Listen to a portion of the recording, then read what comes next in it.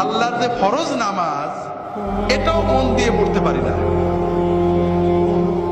4 রাকাত নামাজ পড়তে কম্পিউটার স্পিডে পড়ি, 4 মিনিটও লাগে না, এর ভিতরেও 4000 কথা মনে হয়।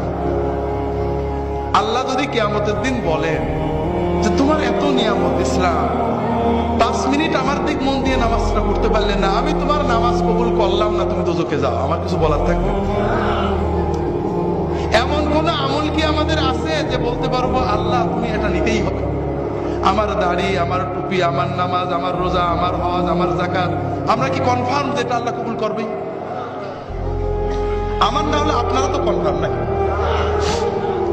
তো এই যদি আমাদের অবস্থা হয়, তাহলে কোন সাহসে আমরা অন্য মুসলমানের চিন্তা করি? ভাইরা, অন্য মুসলমানের চিন্তা করবেন না। যখন 5 জনে এক জায়গা হবে, নিজেদের কথা চিন্তা করবেন, পরের ভিতর আলোচনা না। ভাই কি